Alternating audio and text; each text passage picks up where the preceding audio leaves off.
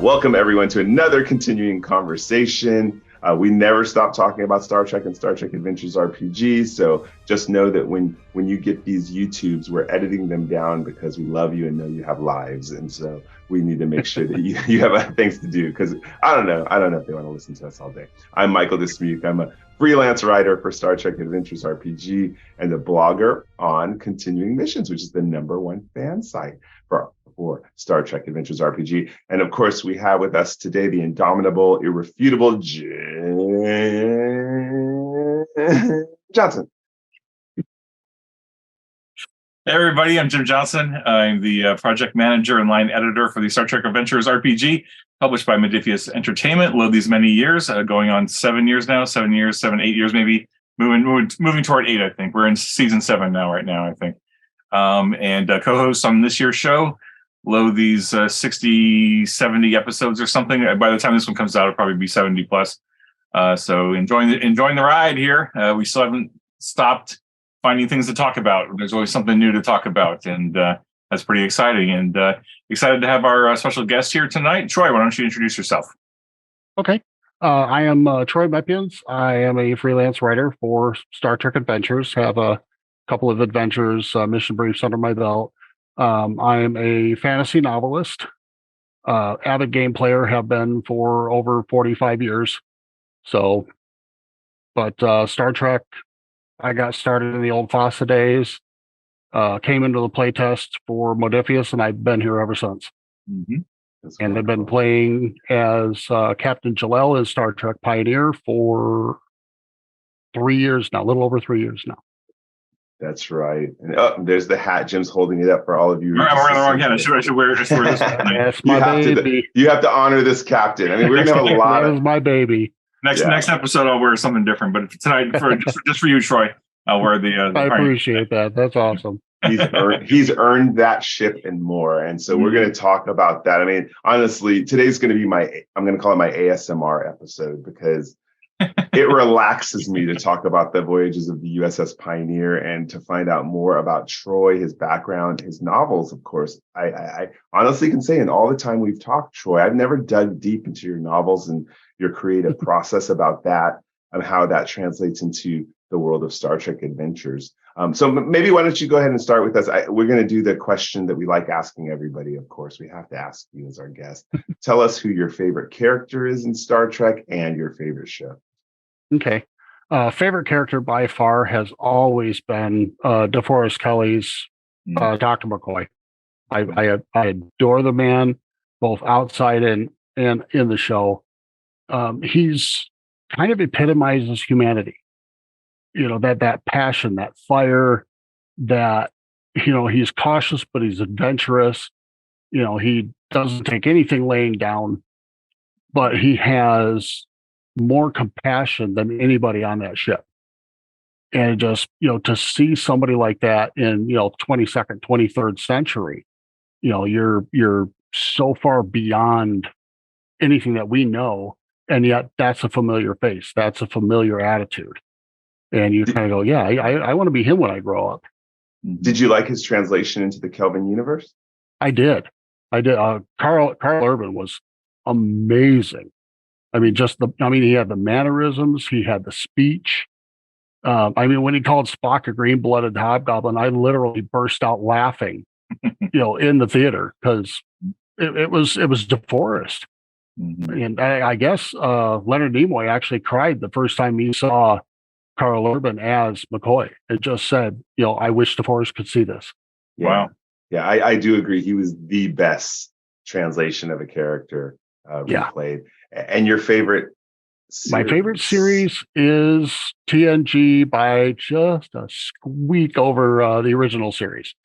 This original series, that's where I first got introduced to Star Trek as a kid, when I'd have ear infections and be on the couch and my dad would be up at midnight with me. And, sure enough, on CBS after the news and the late show, here comes Star Trek. And we'd sit there and watch Star Trek. And then I Yes. got into the animated series when Nickelodeon first came on. I was like, ooh, this is Star Trek cartoon. I like this. Mhm. And kind of Got went it. from there.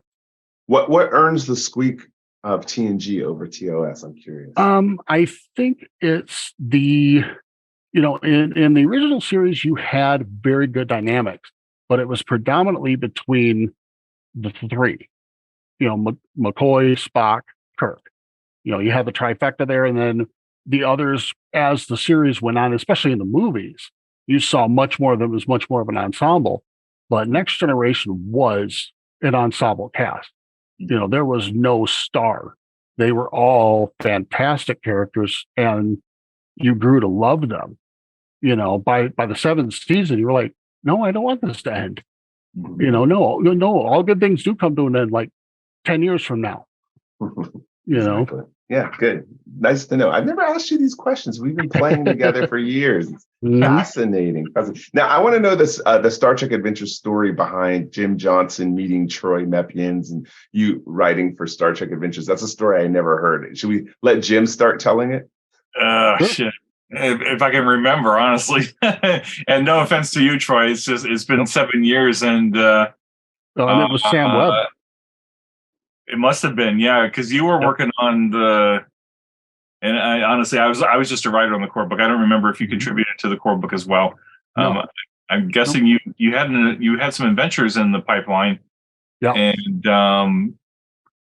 gosh, I'd have to pull off the book. You didn't prepare me, Michael. Ends and Means was the first published adventure, right, Troy? Yeah, Ends and Means was the first. Yeah, and what I can remember, because I remember when Sam handed me the reins of pretty much managing the first adventure anthology, while she was trying to wrangle the core book. That they needed an editor for the anthology, the adventure anthology, just to pull together. And I thought I had, maybe that was the second one. I thought I had like 10 to 12 adventures to pick from to go into the book, and then I had a few left over that weren't in the book, but that I was still able to do something. But I honestly don't remember quite what that conversation was. It was such a long time ago. Don't worry, and it's not your fault, Jim. First of all, I want everyone to know I will defend on Jim's behalf. He gets so many submissions, Oh my and goodness. I can't imagine how big that pile is of virtual paper on your desk, Jim. So I didn't mean to put you on the spot. And I know this was a long time ago in our galaxy. Actually the play test, because I came in on the play test on the Lexington, and there was kind of like a almost like an advertisement put out. Sam Webb put out just hey, we're looking for artists, we're looking for authors, writers. And I just kind of thought to myself, what the heck, give it a shot. Yeah. And so I sent something to Sam, and he sent back to me. He says, okay, he says, go ahead and send me your CV. I'm like, okay, sure, I'll get that to you. Mm-hmm. Signed off and went, what the heck is that? I have no idea what a CV is. Mm-hmm. And had to look it up on the internet and was like, oh, okay, basically a resume for artists. And got that sent in, and I had Ends and Means kind of half an idea in the back of my head, and got that sent in. And then, like I said, Jim took over, and we kind of, put that one to bed not long after that. Yeah, I want to talk about that, though, because one of the things I've been noticing with new people coming into Star Trek Adventures, we call that an old module, but there's no such thing, because the modules are written to be played in any order that a GM wants to pick it and play it. Right. So let's give a fresh introduction to Ends and Means, because it's an oldie but goodie. So it's fresh. So talk to us a little bit about what the synopsis of that story was, and how a game master could use it. Ends and Means is the classic diplomacy, riding the fence between two factions, trying to keep them from each other's throats. Basically, the premise of the story is there's a world, Tolan 4. Tolan 4 is a protectorate, of the Federation, has not become a member yet. Very rich in industrial metals and that kind of thing. So very much something that the Federation wants to, deal with.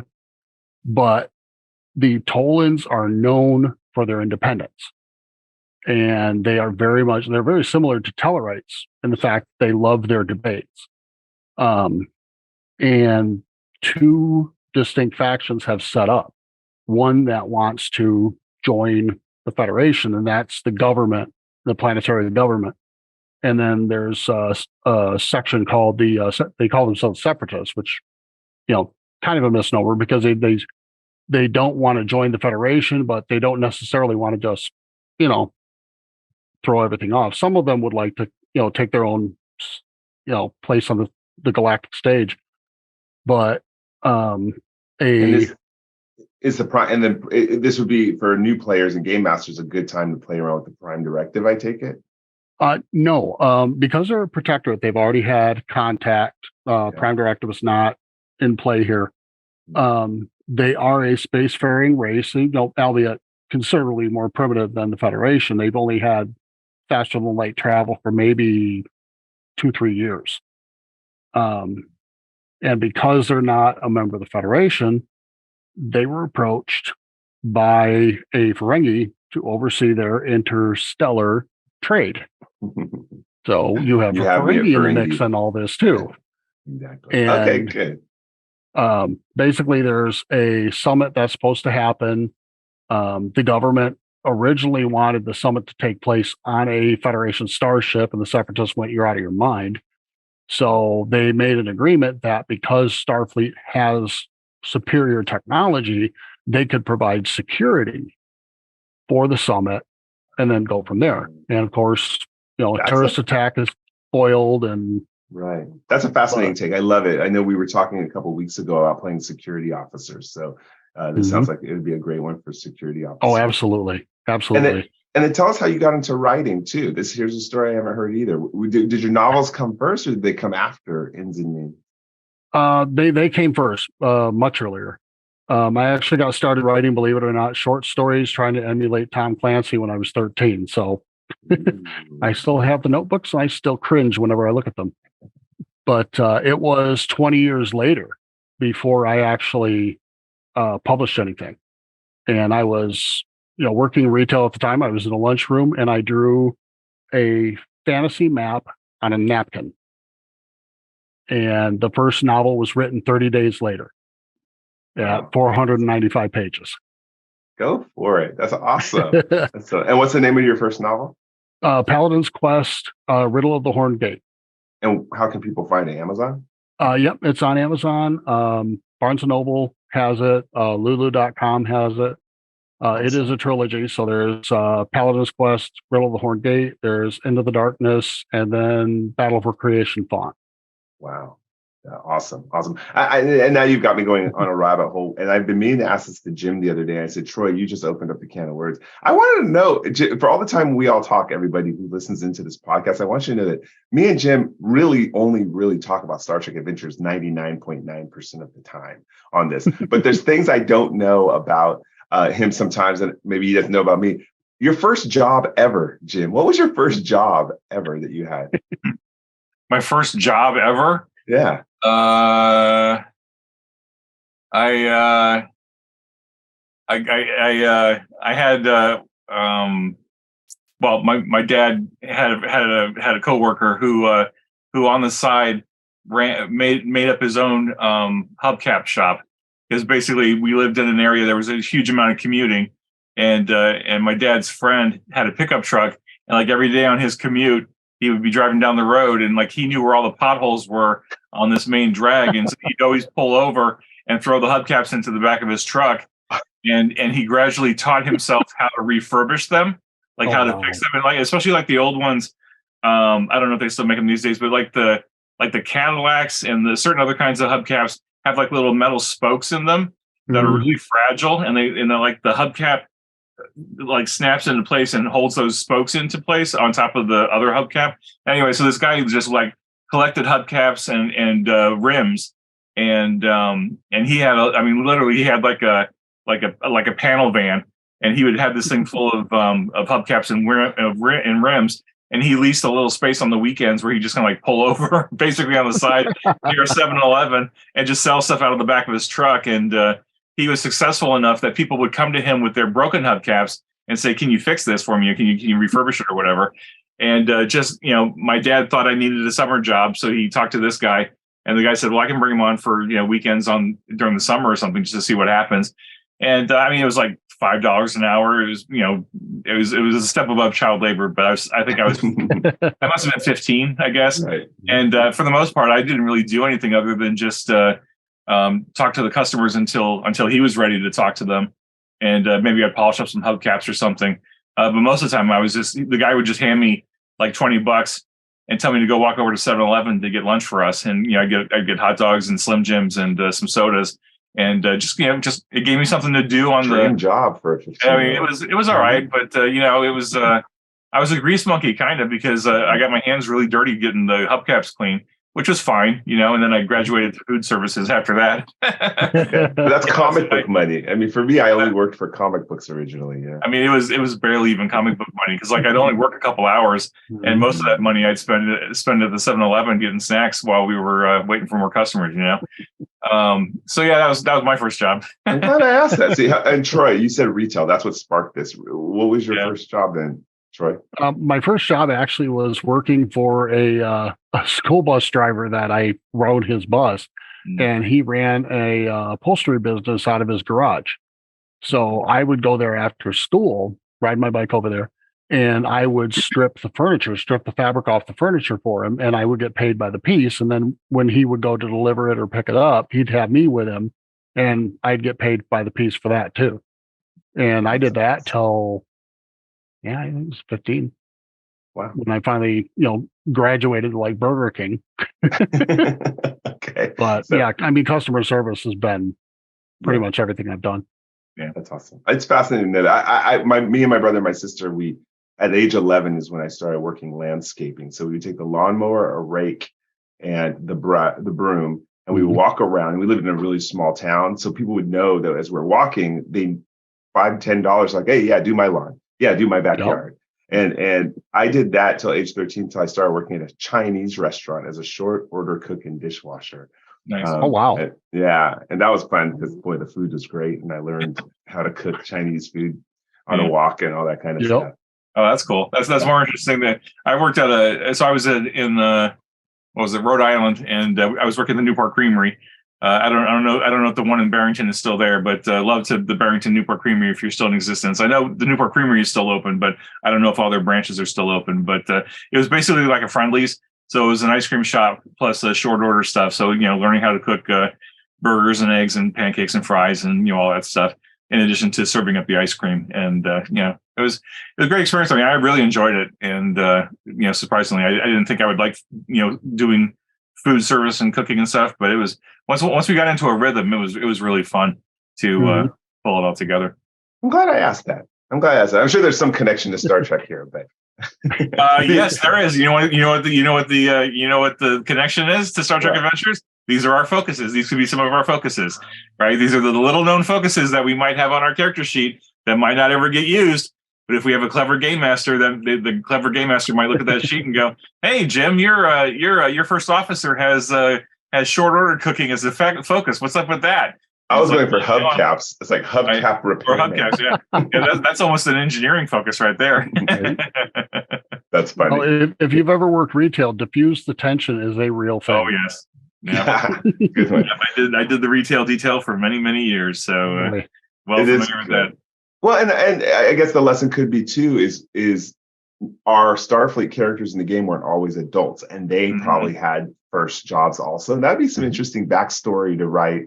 Maybe someone was mentored by a Ferengi, at a business retail location while on a space station. That would really change a human's perspective on trade. Wouldn't that be cool? Yeah. Could patience cashless society to capitalism? could patience be a focus? I don't see why not, right? Definitely with the customer service thing. Yeah. Conflict resolutions could totally be. Yes, absolutely. Conflict resolution. Oh, yeah. Especially at Christmas time. Right. Exactly. Right. I worked at Ross Just for Less. At age 15, I switched to working for Ross. And I remember one of my favorite stories. I got to tell it. This is my first time telling it in a public scenario. I used to have to work the register during the holidays and stuff like that. And I came from a very small town. Pacifica. I mean, I say it's small because I like literally knew like everybody at every store and many of the neighbors. And so I'm checking the mayor at that time out, and their check is not accepted. It gets bounced. Another credit card. And I remember I was a smart aleck kid at 15. I said, boy, I hope you're not managing our city funds like this. Oh my God. My manager, I felt the back pull on my collar. And I had a stern talking to about customer service. Yeah. Anyways. Yeah, that was always an awkward moment when at one point I worked at a luggage and leather goods retail kind of store, and we sold like the high end suitcases and briefcases and stuff like that. And it was always awkward when somebody would come in to buy something, and they'd have like, and this was the 90s, right? So everybody had a lot of credit cards, right? Mm-hmm. And so they'd open up their little big plastic accordion with credit cards, right? And they'd start at the top, and it's like, well, that one was declined, and then they'll go to the next one. That one was declined, and we go to the next one, and then they got like 3 or 4 people lining up behind him waiting to be checked out. It's like, this is just a little awkward. Like, and I was a 16-year-old snot-nosed kid, right? It's like, I don't know any better, but so I'll just keep my mouth shut and just be patient and wait for them to find the credit card that'll actually go through. But it was a weird time, man. That was funny. Okay, back to Troy. Anyway, we're interviewing Troy. Star Trek. I like it, but I honestly think we should do a little bit more of that, Jim, because sometimes it helps us understand our background. But Troy, I want to talk to you now. Going back to Star Trek Adventures, you played various role-playing games in your life. Tell us about what separates Star Trek Adventures in your mind from anything else you've ever played. Star Trek Adventures is, number one, it's ensemble. Very much an ensemble game. You're working as a team even more than, say like a party in D&D. You're in D&D, you're relying on each other because if you don't, you're going to die. In Star Trek, you're working towards common goals. You're working for the betterment of other people, and as well as yourself and your shipmates and all of that. It's kind of beyond the norm. You're not defaulting to conflict. You're trying to avoid it. You're exploring, you're learning, you're trying to understand. You're trying to see things from different points of view, and you're challenging yourself and your fellows at the table to think and possibly act differently than they normally would. Consider things, morally that you don't normally see in a lot of these other games. It's okay, I hit him for so many points of damage, he falls dead, I grab the gold and I leave. This is, I have a really hard decision to make, and there's no right decision to make. What do I do? How do you, if you were to give advice to a game master, because some people are getting intimidated. They might get intimidated by the core rule book and be like, "Ooh, how am I going to teach my players the core rule book?" What's your opinion on that, though? What advice would you give to a new game master, new players? Honestly, the way that I have done it and the way that I've told other people to do it is just one step at a time. Rescue at Xerxes is a fantastic first scenario for a GM because it walks you through everything. And people get intimidated by extended tasks, that kind of thing. And it's like, just break it down one at a time. One time, so and so does this or so and so does that, and then you're essentially, especially if they're coming from like D&D or something like that, you're rolling damage against the task. The resistance is armor class. You're trying to get past that so you can do more damage to the work track. And it's amazing how they're, the lights will go on and they're like, oh, okay, yeah, that makes sense. And it's finding that toehold. And you're running games at conventions too, right? Yeah. Yep. I've been running Star Trek Adventures since it released. Wow. Because I've run Ends and Means. Wow. at least a dozen times. I've run it at Gen Con. So you're creating new players? Are they pretty much after they play, picking up the books, or what are they doing? Yeah. Yep. In fact, one of my friends from my Sunday night D&D game came out to the local convention last year and sat at my table. Never played the game before. I'm not a huge Star Trek fan.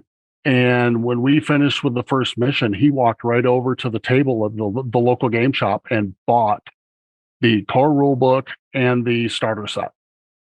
Wow.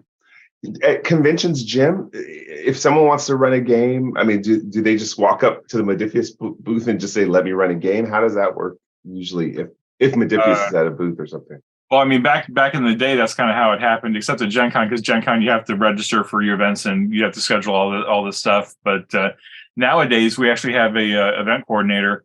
And so you can email Modiphius, you can email support@modiphius.com. Or you can email me direct if you want, jim.johnson@modiphius.com. I'll get you in touch with the events coordinator.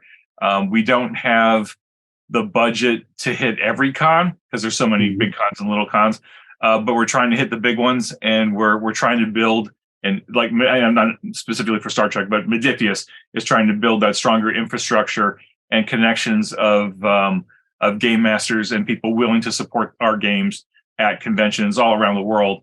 Not just the United States, but in Europe and other places too.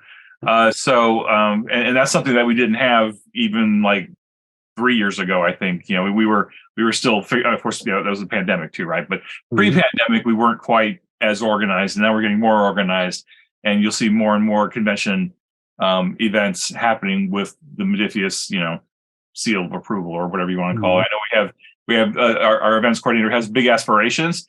And it's just a matter of getting all the pieces into place and then making it happen. So, yeah, if you're interested in running games at our conventions, by all means, reach out.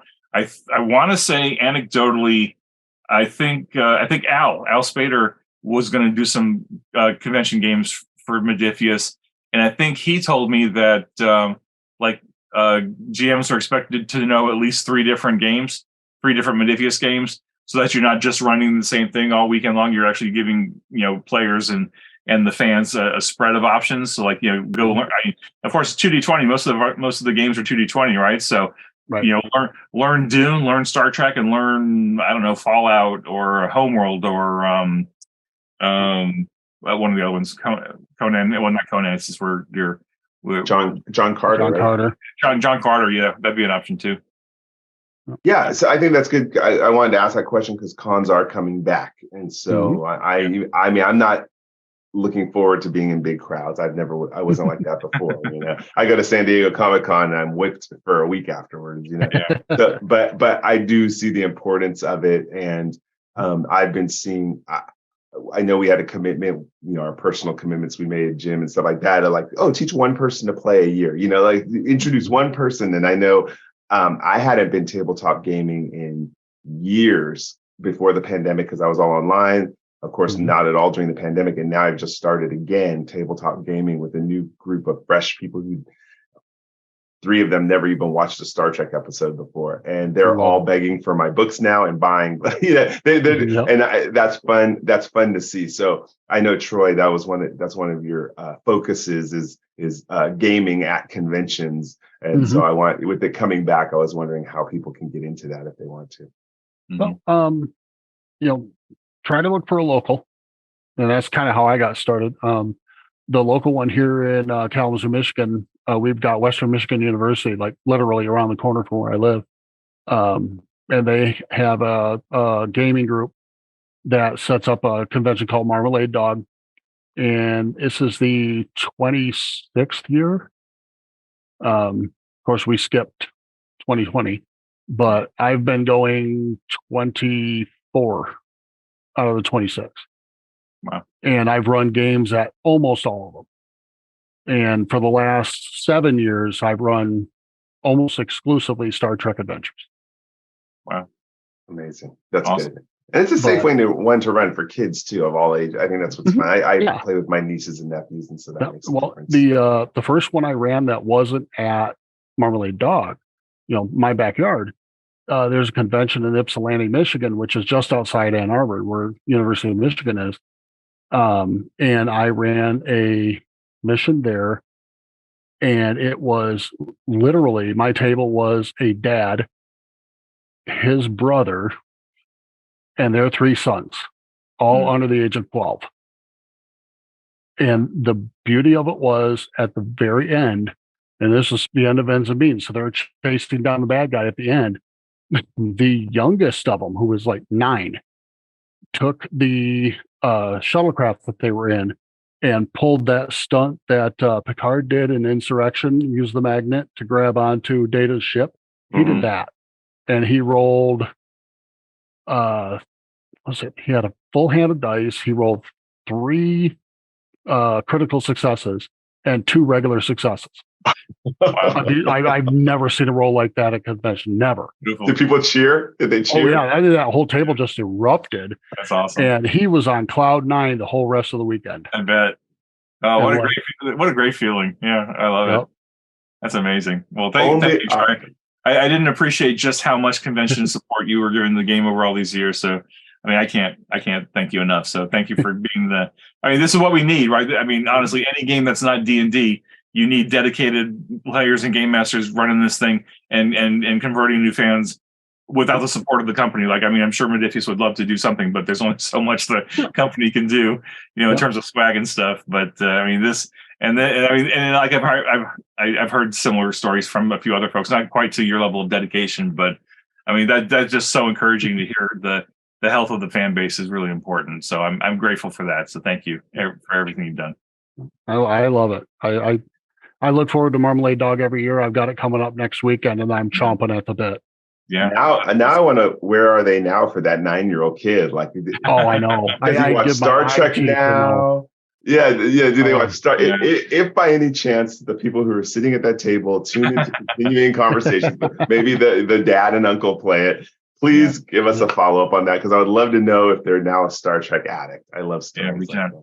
Yeah, boy. Yeah, I tell you, because like you never know what's going to be a bedrock foundational moment for a person, right? I mean, that moment, I mean, not to be too crazy, but I mean, that moment could be really important in terms of like self-confidence and development or storytelling or leadership. I mean, there's any number of things that could be built right off of that and just blossom into something different. So I also think the neuroscience behind it is, I truly believe you cannot get as much excitement from a video game where you're constrained as you can from a tabletop RPG. And I've played it for years, and I've seen people introduced to it. And that chemical thing that was going on in his head, that he came up with an idea and he was stressed out about it, and then he was resoundingly successful and being cheered on. That doesn't happen in video games. It really doesn't. And that's why I'm curious. What made me sad when I really first started, GMing outside of my circle of friends, was at the local hobby shop, and I would be running a game or something like that. And I would have mothers coming up to me and saying, "Can you teach my child how to play this game, because they don't know how to use their imagination?" Oh, wow. And that just crushed me. I'm like, oh. And that's when I kind of started, what I almost call my crusade is, we need to get these kids doing this. So they can learn to use that imagination, because that's going to help them become better later on in life. To be able to think beyond, just that 4 walls thing, And a safe environment too. There's a lot. It's interesting. A comment from one of the new players who never watched Star Trek before until last night after we played, was what there was a point in the game where he was looking super confused, and we had to stop. And I said, "What's going on in your mind right now?" And he's like, "Well, I'm not quite sure what to do." I said, "Yeah, but you have an opinion." He's like, "Oh, definitely." I'm like, "Then voice your opinion." And I said, "This is what the game is about. Is voice your character's opinion." Once he went over that threshold, he got up, and at the end he was like, "That was mind blowing." And he's a big video gamer, big into Japanimation and stuff like that. And we had to stop because it was already getting late. And he's like, "When are we playing again?" I was like, "That's what I think." And he this morning he texted me. It's just I just saw the light click on, like, wow, that was like really amazing. And I told him what you did was theater of the mind. And I said, you just learned how powerful this kind of gaming is. And it was nice to see. Boy, I tell you, as a game master, those are the best 5 words to hear, isn't it? When are we playing again? Oh, when absolutely. can we get back to it? When can we get together again? That's such a good feeling. Oh, I love it. Yeah, we're booked for Sunday after next. Yeah, there we go. Nice. So I want to ask Troy. So like, I mean, obviously, I love this quote unquote crusade that you're on. I'm not going to say Star Trek is the bee's knees, but I think there aren't that many RPG franchises out there that are built on such a foundation that Star Trek has, in terms of the diversity and the inclusion and the equity and the teamwork and the overall positive attitude. I mean, of the franchise as a whole. Maybe specific series aren't quite as positive or not quite as bright, but like that's. And I want to hear your perspectives, especially at convention experiences. Like, that whole thing is really hard to distill down into an easily digestible format for a newbie to Star Trek. Like, who doesn't know squat about Star Trek? Even in this day and age, after 56 years, there's still people who don't really know anything about Star Trek, but are curious about the game. Like, how do you, especially if they're coming in from a D&D primary, not to pick on D&D, but if they're coming from a fantasy gaming background, let me put it that way, because there are other fantasy games out there. How do you sell them on Star Trek? Because it's so different, right? Just curious to hear your perspectives on that. What I found is most of the players that are curious about Star Trek Adventures, they are already looking for something different. You know, they're kind of tired of the hack and slash, and they're usually the ones that are playing D&D for the role playing and not for just, kill the monster, get treasure. Yeah. So when they come to the table and they'll ask me what it's all about, and I'll kind of give them the lowdown. Okay, this is, 23rd century, 24th century, whatever. Mankind has moved beyond need, beyond, nearly wiping ourselves out in a nuclear war, and has kind of spearheaded, the thrust into space, exploration. War is anathema. It's, the absolute last resort. And that intrigues them. It's something that's so different that it kind of piques their interest. And they're like, okay, this would be a role-playing challenge. And, you hit them with something like, ends and means, or, any one of, the 200 and some odd, however many missions we've got now. And to watch them start wrapping their head around it. And then you see people starting, especially at conventions, you'll get people who, they've finished their game or whatever, and they'll sit around the table and watch, how this is going. Because last year we had some very animated discussions. Because I ran on Saturday and Sunday. Saturday, we had a person actually resign his commission on the bridge over a decision that the captain had made that he had protested. Wow. And on Sunday, we had an officer unilaterally make a decision that basically lobotomized an entire race. And that table erupted. I mean, there was something I did yesterday for the first time ever, where they were going through a debate. We were playing Christopher Bennett's Stolen Liberty. Amazing if you want the Prime Directive discussion with newbies. I mean, it's equal to me as Battle at Xerxes. I think it was built or Rescue at Xerxes. But because they were haggling a little bit, there's a point where a ship's about to be destroyed and the occupants will die if you don't rescue them. I actually put a 5-minute timer on my phone and held it up. A countdown timer. And I'm going to be doing this way more in life, because they knew they had limited time. And are they going to violate the Prime Directive? And I thought that was one of the coolest things I've ever seen them do, because likewise, their new science officer, the one who I told you had the epiphany, like this was the greatest thing ever, disagreed with the rescue, disagreed that the people should be brought on board, but had to struggle obeying the captain. And then another new player who was playing the second officer says, "You're an ensign. You're about to disobey. This is your first mission. The first thing you're going to do in Starfleet is disobey your command officer." And they were going at it like that. Oh, yeah. And I remember with 4 seconds to spare, He said, fine, I love activate that. transporters. And it was just the most, that stress level, he says, that was amazing. It was so, only RPG gets you that, you know? Yep. Yeah, well, and let's be fair. I think that works really well with the right group, right? Like I know I've played with a couple players that if I gave them a literal ticking clock right in front of their face, their anxiety would be to the point where they wouldn't be able to play the game, because that would take them out of the game and into like real life triggering and being stressful and stuff. And it's like, so if you have the right group, great technique.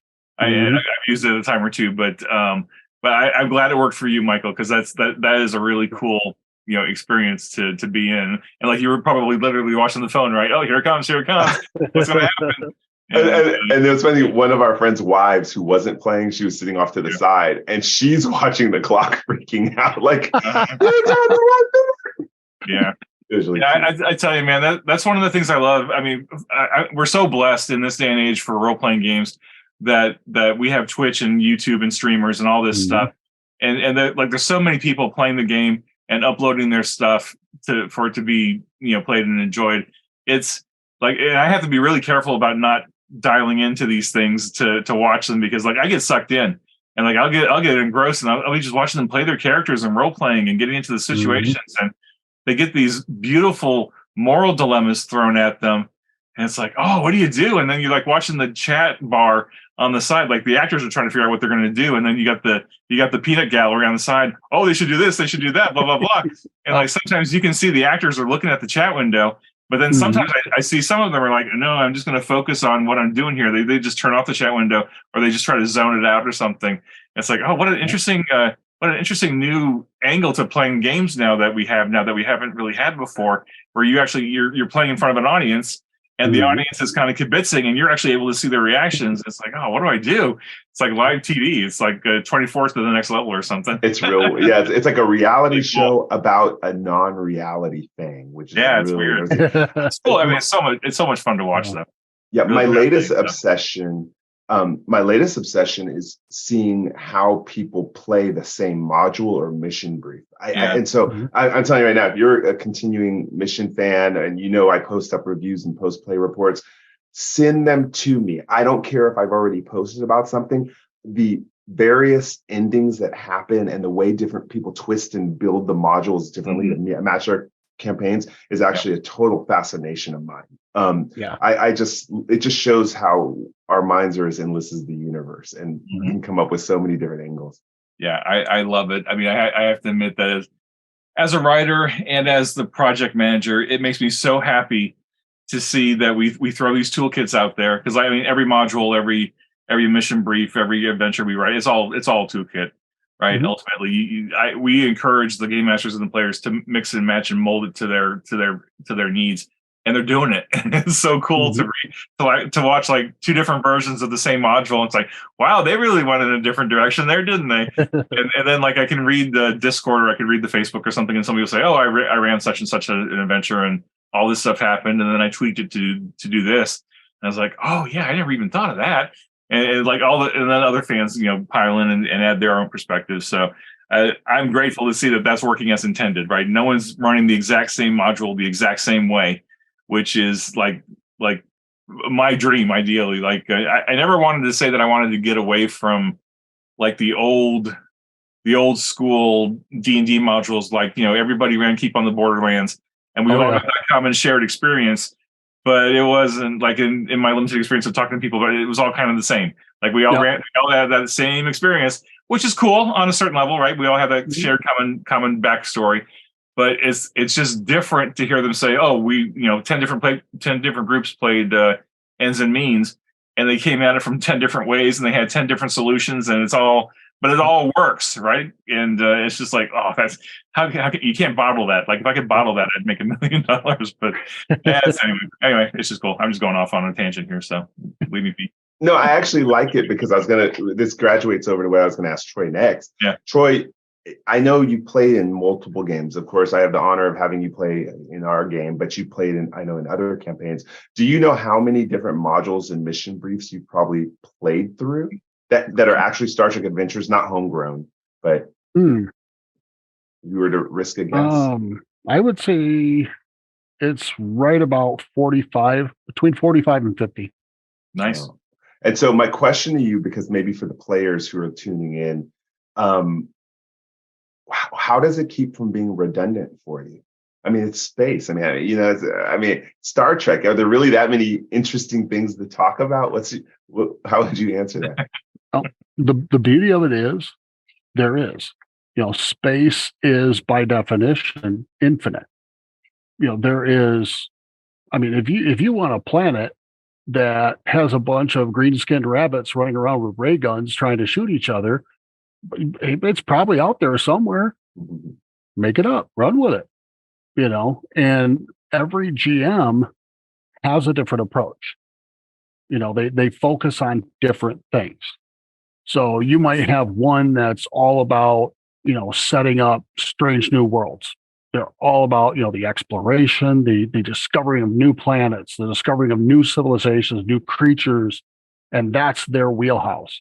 And then you'll have some that are, desperately into the, political intrigue and all that kind of thing, The first Star Trek Adventures campaign that I played in was a one-season USS Seafire, because the gentleman that was running it, his grandfather was building Seafire fighter planes for World War II. So he named the ship after the Seafire. And I played the medical officer on the ship. And he actually took one 5-second scene out of Deep Space Nine and built an entire year-long campaign around it. Wow. It blew my mind. It was the scene in DS9 where the Klingons had attacked DS9. There was kind of that lull, and somebody handed Gowron a pad. He read it, and that's when they pulled back. And his question that defined that entire series was, why? What was on that pad?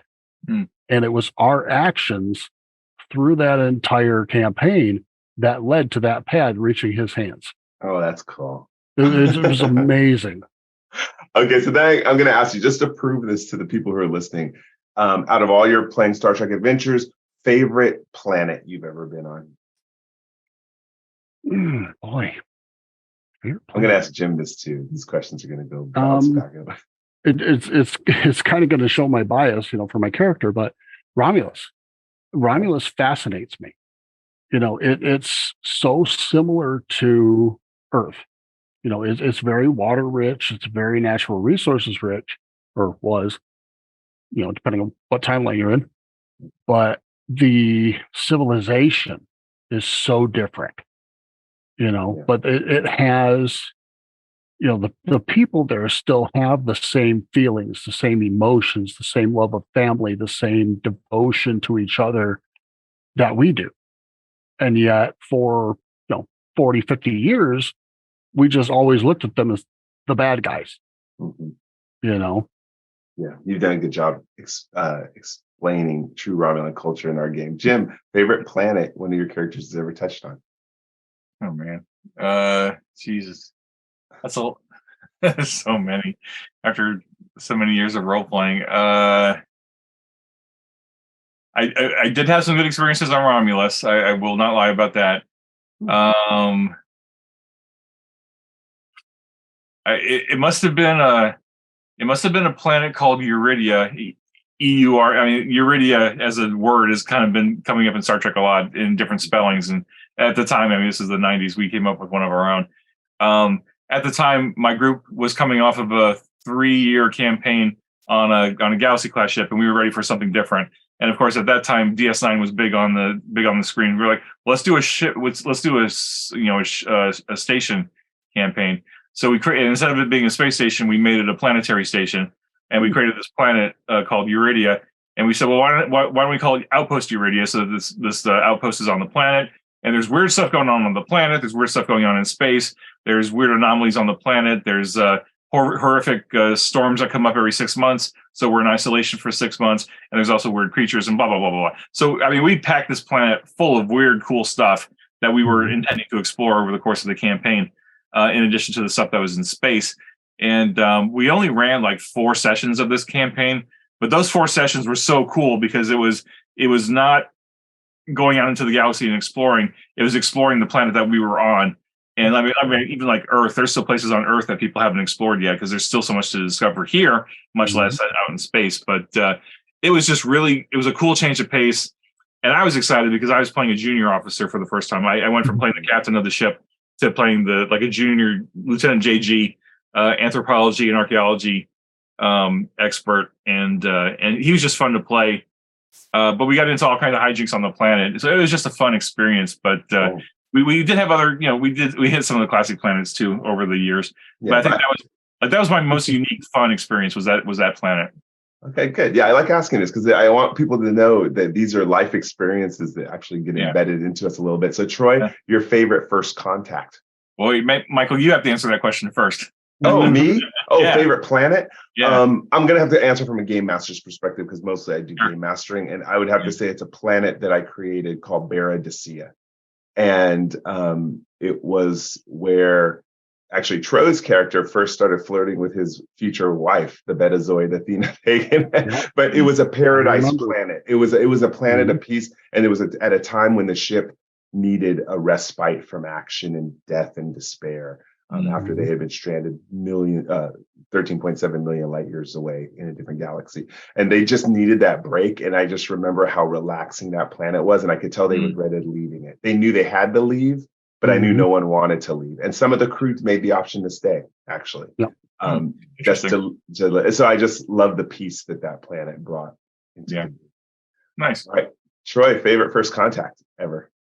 My favorite first contact actually was in Fossa, and we were getting ready to make the jump from original series era, movie era, to Next Generation. And I had been running the game most of the time, and one of my buddies was like, "Hey, I want to run this game. I want to do the transition." And I was like, "Okay, take the reins." And he created a planet that at first everybody thought it was dead, just strange radiations and all that kind of stuff. And, at long range, we had determined there was, some kind of a warp signature, this really odd warp signature. And we ended up encountering the remnants of the civilization that had been there.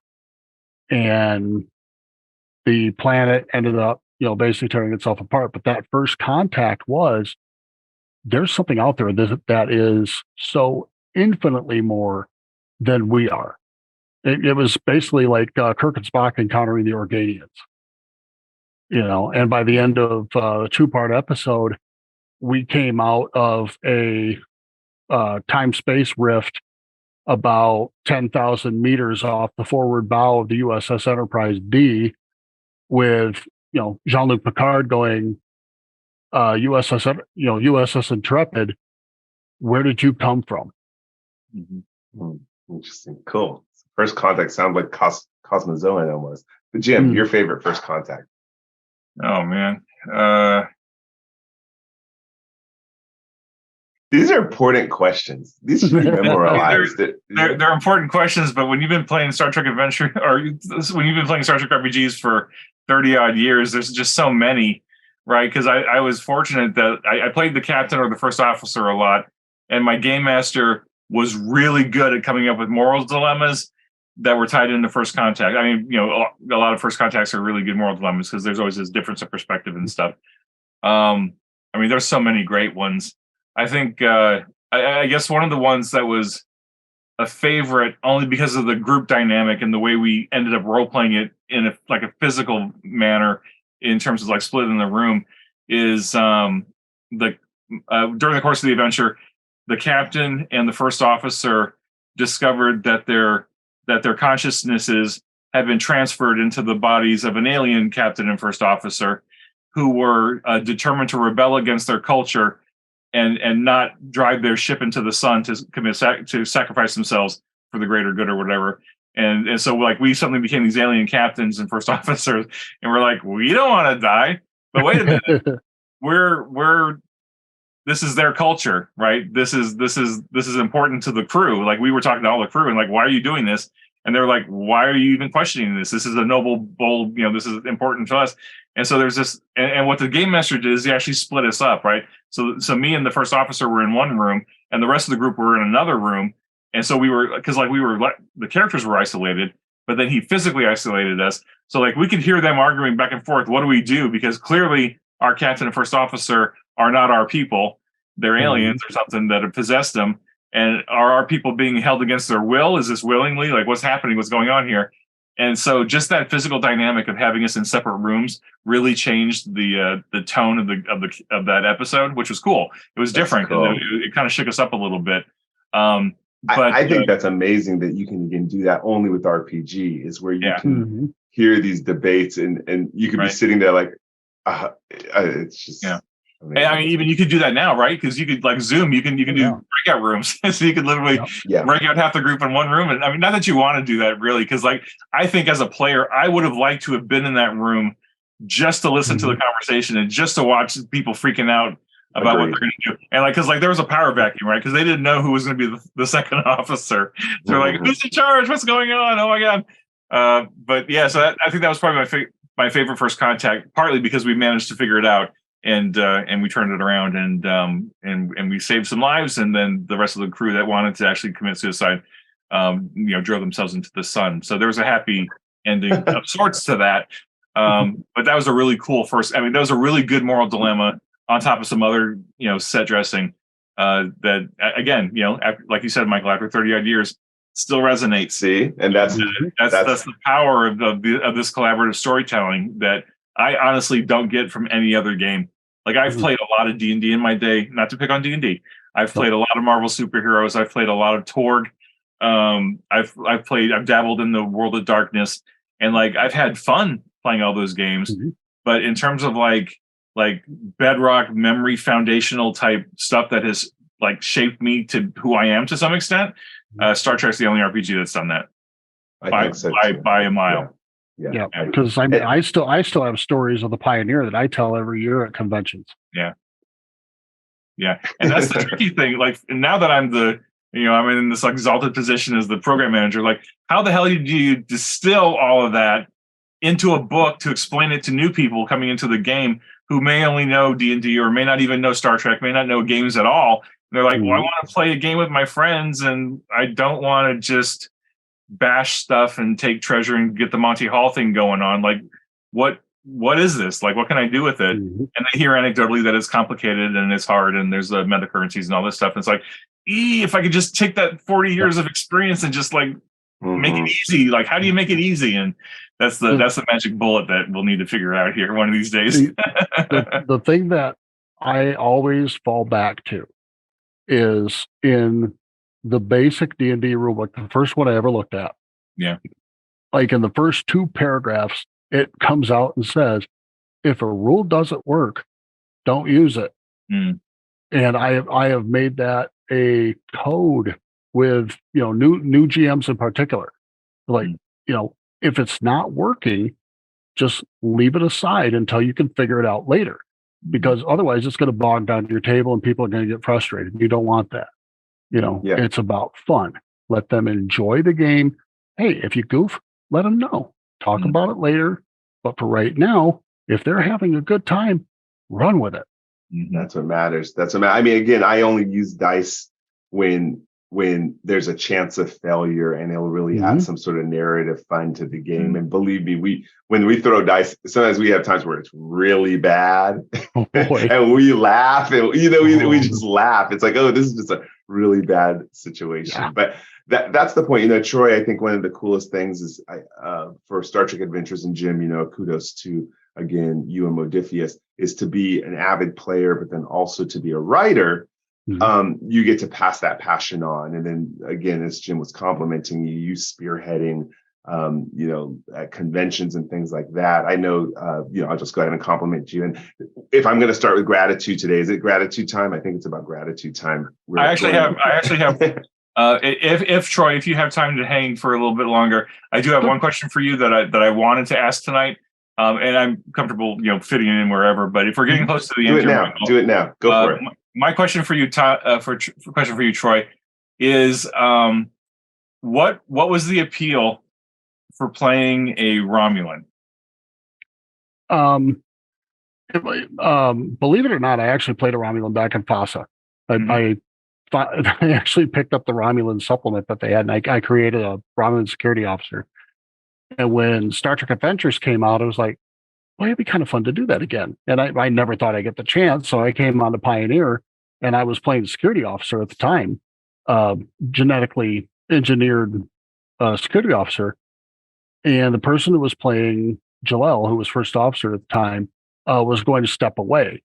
And Michael asked me, hey, are you comfortable taking on Jalel and, Gavin? I said, sure, yeah, I can do that. And he clicked. I was like, okay, I went back and I was reading through stories and stuff, and I'm like, there's really not a whole lot to him yet. Mm-hmm. So I just started kind of diving into, Romulan history, Romulan upbringing. What was he like?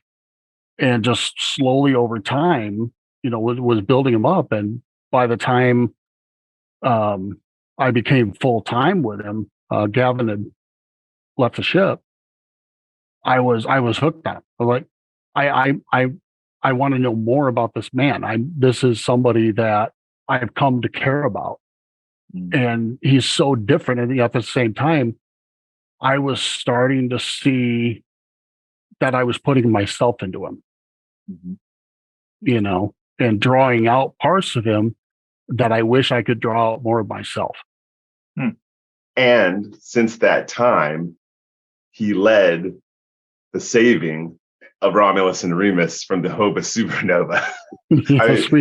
So the character has ascended, in my opinion. I'm like, we talk about it all the time. I wish we could write a novel around this character, because it is the story of Romulus. And I think I've talked about this, Jim, before, is many people ask for a Romulan source book or something like that, but they don't realize oftentimes that Romulans have purposely been written mysterious in Star Trek to keep them, to keep people afraid of them. And so what we were able to do with Star Trek Adventures was, let's answer all the questions in our game. And let's create why the Romulans are how they are. And it's been a fascinating adventure. And again, Troy is the player. He tells me kind of where it wants to go. And then I try to throw in as many surprises as possible from his past, his old colleagues, old enemies, animosities, racism, bias, even from Federation and Starfleet officers who kind of view him as a token, but don't want him to move ahead. So it has a lot of correlation with modern life and some of our more marginalized populations. And so we deal with a lot of those issues, which I think is just wonderful. And the group does well handling these issues too. In this very much so. Construct. There's so many times that I kind of look around, at Aaron and Al and you, and I'm just kind of going, I don't know if I fit. Like Aaron will get talking, and I'll just be like, I don't even know how to look that up. It's just crazy. And him and Al will start going back and forth with the science stuff. I'm like, I have no idea what they're talking about. Yep, but your character would BS my way through it, Yeah, for those who don't know, and of course we post all the stories, but his character Jalil was mentored by both Spock during the time of the reunification and Picard. So his character is a very classical type character. I mean, really could probably speak even in Shakespearean English and pull it off. And as that's such a juxtaposition from some of the other characters on the ship. It's really interesting, actually, fascinating. Yeah, and so I want to pick at that a little bit more, though. I want to keep digging here. So I mean, clearly you've done what research you could, because there's not a huge amount of Romulan lore out there. I mean, you can watch episodes of the original series in Next Gen and really pick out the handful of Romulan episodes and like just try to infer what you can from those. I know there are some decent standout Romulan related episodes, but there aren't that many. Right. No. And there's certainly secondary literature that we can go to, like the source books and some of the novels, of course. But just like in terms of the stuff that you've looked at to that, again, like what was it about specifically a Romulan that appealed to you? Like, obviously you've had the opportunity to add your own flavor to it and do some world building on your own.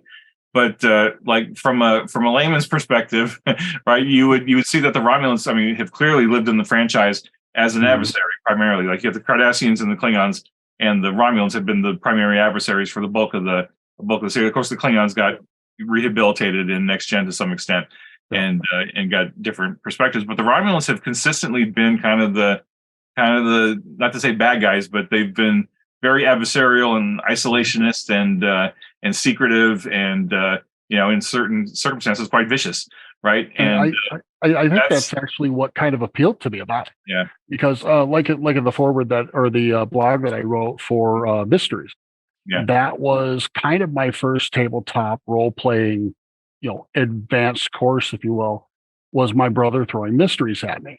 Mm-hmm. And watching Star Trek, I was like, the Klingons, I mean, hey, they wear it on their sleeve, man. There's nothing mysterious about them. Right. The Romulans, on the other hand, you're constantly asking yourself, why? Why are they this way? What's in their history? What's in their personalities that make this? What are they so afraid of? Mm-hmm. Because we actually had a discussion on the Facebook page. Somebody said, the Romulan Empire is so small on the map. I said, it makes perfect sense. Mm-hmm. I said, the Romulans are, I don't want to call them paranoid because they're not quite that extreme, but the further you spread a border, the harder it is to defend. If you've got a tight core, you can defend it from all angles and not have to pull resources so far. Mm-hmm. I said, that very much fits into the Romulan mentality, us against the universe. Mm-hmm. And that's kind of what I wanted to delve into, was what makes these people tick. We also delved into an angle which I encourage people to explore, because I'm not a fan of Vulcans. I know that sounds weird, but I'm not a fan of Vulcans. Ever since Enterprise, I really haven't liked them. And I said, wait a second, they're manipulators. They're holding humanity back. So that always kind of pissed me off. But we've written in our game where the Vulcans are kind of running we know about the Vulcan separatists, isolationist movement, mm-hmm. that they're like, we're not going to stop the Federation, but what we are going to do is not going to let ourselves be having a bad name. We're never going to let the Romulans tell the bad secrets about us that caused them to separate from us in the first place. So mm-hmm. they always are kind of working against any kind of unification agenda. And so we made the Vulcans the villains in this. Season 4, they were pretty much the main villain. I mean, aside from Nechayev, but she's always... but so that was fun, taking a much loved species like the Vulcans mm-hmm. and showing, they're actually not that good either. They have dirt. There's a dark side. They want to sweep under the rug, and they call that dirt Romulans, and that's bias and prejudice and influencing political decisions. And so he, of course, being the only Romulan captain, took the brunt of that bias and hatred, which was interesting. Interesting. Okay, well, that's great. That's great perspective. I appreciate that. And then I guess I'll ask one last follow-on question, and then we can go on to gratitude or whatever. But given that both of you are clearly experienced, I mean, we're all experienced game masters, but both of you have clearly a lot of experience game mastering, and because you have this great experience with Jalal and that whole Romulans perspective, and I'm gonna throw this at you again, and it's obvious what I'm doing. But if you were to run like a full-on Romulan campaign, like what would you do? I think your entire group is Romulans. No, I would. Number one, I'd probably glom on to the era between the original series and Next Generation. Mm-hmm. It's untouched, it's unexplored. We don't know what happened during those 70-some years. Mm-hmm. So that gives you a blank slate. Mm-hmm. And then you use the culture, as the backdrop. How did the Tal Shiar become ascendant? Because it was the Imperial fleet. The Imperial military had the power in the Romulan Empire. Why did that change? What happened? And those are some themes that I would explore as this ship or this crew was dealing with whatever situation was happening on the far end of the Romulan Empire. They're also watching their backs, because heaven only knows what's going on back on Romulus, with themselves and even their families. You screw up and all of a sudden your family gets disappeared. We actually touched on it. And Troy, I know you'll remember it, but we played for the Shackleton Expanse campaign, because remember, the Romulans butt up against the Shackleton Expanse in the mm-hmm. campaign map. And they were transported into the TOS era, and the crew, 5 of them, were Romulans. Mm-hmm.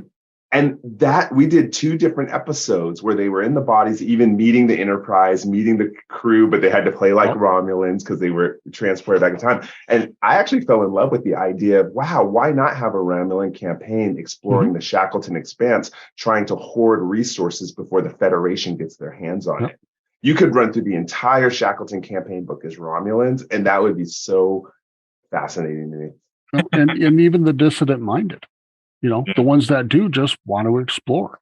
They want to know what's out there. Okay, fine. Send me out to the frontier. I don't care. I don't want to be around Romulans because it drives me nuts. Let me go out there and explore. That's what I want. I think the best treatment Romulans ever got for those who really want to say, wow, this is the most we've learned about the culture, is Picard season 1. Picard season 1, there's a lot of debate about it. I liked it a lot because it had so much Romulan in it. And whether it's the toys that kids have to play with that are boxes and secrets between things, their language, the Vosh. Give me the name. Vosh. What? Pardon me? Not Vosh. Zadvash, yeah, the assassin guild. Like there was so much in there. That's what woke me up to. Oh, there are conundrum behind an enigma behind it. But the whole reason they have to bury themselves in mystery is because Vulcans are out to get them. And so, if anyone who's building Romulan culture, have fun with it. And if it's mysterious, then obviously you're really role playing well. If you don't have answers, it's not that you don't have answers. It's just that things are wrapped in secret. So that's why we played it in our game. And I don't know if I'm allowed to shout out, an internet resource, but there is the Romulan Institute, and I can't remember the web address, but just look up Romulan Institute. It's got Romulan language, it's got Romulan naming conventions, culture, the whole 9 yards. And well, in fact, Alev, that word that he uses when he talks to Athena, meaning my beloved, actually came from that webpage. That's cool. Yeah. To your question, Jim, make it what you want, right? I think. Go ahead. No, I'm agreeing with you. Oh yeah, and the reason I'm saying too, it's a long shot. I'm going to say something that's a total long shot, but not an impossibility anymore. And again, I'm talking because of Clear Skies and Thomas Maroney and all the stuff that they're doing in the game. Is that if there's a small percentage possibility, and Jackson Lansing too. I got to talk about Jody Hauser. These are all people who are playing Star Trek RPG, and decades later, it's actually getting translated into comic books and into video games and into the TV shows. So create your ideas in the gaming environment with your writer. I call my group the Writers Workshop. We're all writing, and we don't know where it's going to end up. This game is just totally raw and beautiful for that. I guess my closing thought would be like, sure, absolutely, play a Romulan campaign, play a Cardassian campaign, play a Jem'Hadar game, play I don't know, a Zindi campaign, whatever, and go whatever direction you want. Who cares, right? No one's going to stop you. But try to keep it somewhat Star Trek-y, right? Like find some of those values that apply, and like put that lens on it. And because we don't want to be. Well, I don't want to necessarily encourage murder hobos in Star Trek, but that was the big challenge that I had when I wrote the Klingon adventure that I wrote. Like, how do I do Klingons but stay true to that spirit? It's kind of almost counter to each other, but it makes you think. It does. We could go on about this, but I think we're probably about due to jump into. We'll have to get you on the show again, and we can talk into more depth about some of this cool stuff. You sparking all kinds of ideas, which I always appreciate. But Michael, you want to kick us off with some gratitude? Yeah. So my gratitude, recently I had a new module come out, 8 Layers Deep, and in there I gave gratitude to the people I played superhero at RPG with for so many years because they inspired me. And I have to say, for Jalil and the crew you're leading in our game, the USS Pioneer, you've inspired me beyond measure. I mean, even to the point where some of the stories are so good, I'm regretting that I should have saved them for a comic book in the future. And so it's a privilege. I know, for any of us who've gamed or any of us who game master for years, having a solid, consistent group is one of the best blessings you could ever have. So I'm going to give my shout out to Jalil and your fantastic crew of players that you take such a wonderful leadership role in. Nice. And Troy, what's your gratitude for tonight? It's going to be a mutual admiration society here. Number one, very grateful to you, Jim, Sam Webb, for giving me the opportunity in the first place, to contribute in whatever form I can. And to Michael for bringing me on and introducing me to all these amazing people. But in reality, the Pioneer, Jalel, that crew would not be nearly what they are without the genius behind the story. Behind the camera, if you will, the director. He's directing it, he's producing it, he's telling the story. We're just simply characters in it and reacting to what's happening. And that's what makes it brilliant, is the story. It takes two to tango. Jim, thank you, Troy. Well, I'll close out the trifecta of the Mutual Admiration Society, and thank you, Troy, for 7 years, for being with the game from the very beginning in the playtest. I'm pretty confident your name's in the core book as a playtester on the ship, and just being reminded that you consistently run the game at conventions. You're converting new players. You're getting people into the game. You're showing them your passion every time you run the game, right? Because obviously, game mastering is something you have to be passionate about. Because why would anybody want to do this? Why would anybody want to game master if you didn't love it?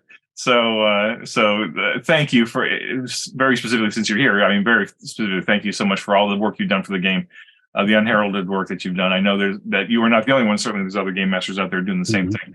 But just to hear it from you and to hear your passion and to see it in your writing too, that's always a joy of an editor, is to see it in the writing and to get to tweak it. Honestly, both of you are good writers. I don't have to do a lot of copy editing on your stuff. It's pretty solid. I give you some notes and give you a little bit of directional here and there, but you got the 95% solution right off the bat, and that makes my job super easy, right? And I can send it to Paramount, and they have 0 notes because they love what we're doing with all of our stuff. They just enjoy reading all the new stories because they love Star Trek, right? They love Star Trek like we do, and they just love reading all the new stories and then just seeing what happens when it goes out to the fan base. So thank you for all of that.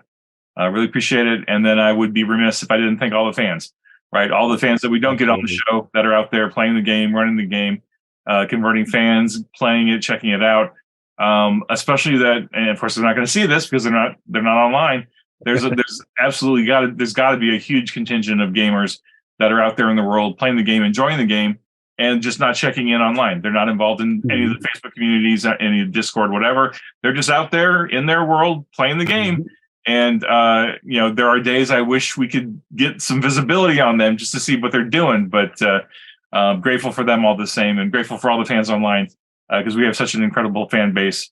And it's no short, thanks to Michael and your continuing conversations, your continuing mission website. The fact that you have such a robust website full of great fan material is what every game needs, and that's just an example of the healthy fan base. I know that back in the day, I was really involved in the last Unicorn Games web kind of thing, and then the Decipher Trek, the Coda Trek. There's a couple of websites and forums for that too that I was really involved in, a part of, and it was great to have that community as the internet was growing, and we didn't have Twitter and we didn't have what we have now, but now we do, and Star Trek Adventures is taking advantage of that. And both of you are right on that. You're on all the same forums I'm on, so I see your guys' names pop up all the time. And it's just great to have this this connections and friendships and stuff that's happening. So just grateful for all that too. So great. Yeah, all good. Very good. The mission continues. And again, for all you fans and GMs who are listening to this, always send us your stuff. We love posting on continuing missions. Believe me, in 20 years, you'll be happy we put it up there when you lose a data drive or your computer breaks down. It'll be on continuing missions, all your stories, and we get to celebrate the infinite diversity and infinite combination of stories and imaginations out there. IDIC. Live long and prosper. Be safe. Be well. We'll talk to you next time. Joel on True.